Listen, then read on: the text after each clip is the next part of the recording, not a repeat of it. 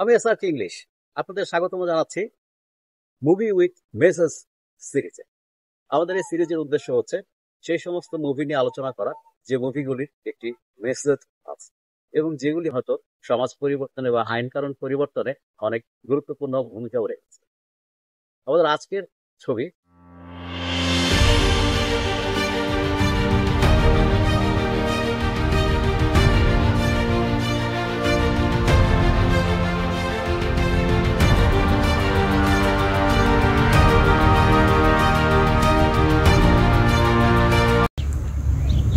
A Girl in the River, The Price of Forgiveness।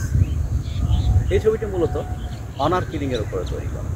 Honour killing পাকিস্তানে একটি স্বতঃসিদ্ধ বিষয়। অনার কিলিং মানে হচ্ছে যদি কোনো মেয়ে পরিবারের অমতে বিয়ে করে বা কোনো ছেলের সাথে রিলেশন করে, তাকে পরিবারের ছেলে সদস্যরা মেরে ফেলে এবং এটা নিয়ে কোনো হইচই হয় না, কোনো কেসও হয় না, নিরীহ মেয়েটি মারা যায়। 2014 সাল পাকিস্তানের গুজরানওয়ালা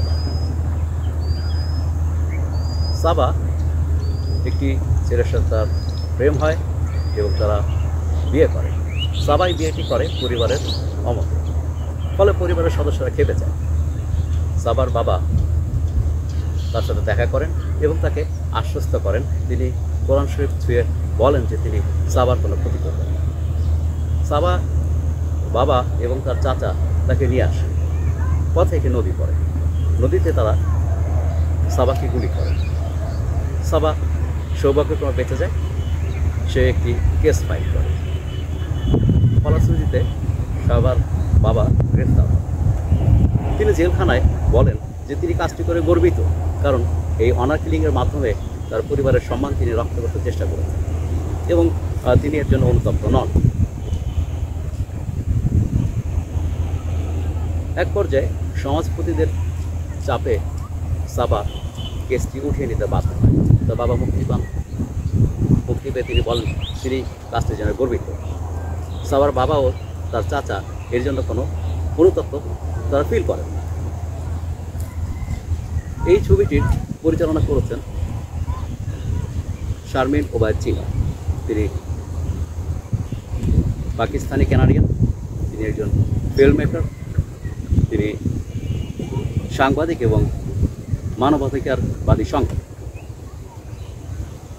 এই ছবিটির দুটি বিষয় রয়েছে। এক, মানুষ তার পার্থিব স্বার্থের জন্য ধর্মের ব্যবহার করে, যেমন সাবার বাবা কোরআন শরীফ ছুঁয়েও তাকে হত্যা করার চেষ্টা করেন। দ্বিতীয়ত, তিনি মনে করেন ইসলাম মেয়েদেরকে বাইরে আসতে নিষেধ করেছে। এই যে ধর্মের ভুল ব্যাখ্যা দিয়ে একটি হত্যাকাণ্ডকে বৈধ করার চেষ্টা, এটি হচ্ছে এই ছবির মূল উপজীব্য বিষয়। শারমিন ওবায়দ চিনয় এই ছবিটির জন্য 2015 সালে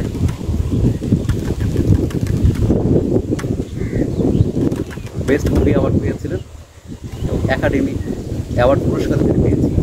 তিনি গ্র্যামি অ্যাওয়ার্ডও জিতেছিলেন। এটি ছিল বেস্ট ডকুমেন্টারি শর্ট ফিল্মের ছবি। যারা এই ছবিটি দেখবেন, আশা করি তারা ছবিটি উপভোগ করতে পারবেন। ধন্যবাদ।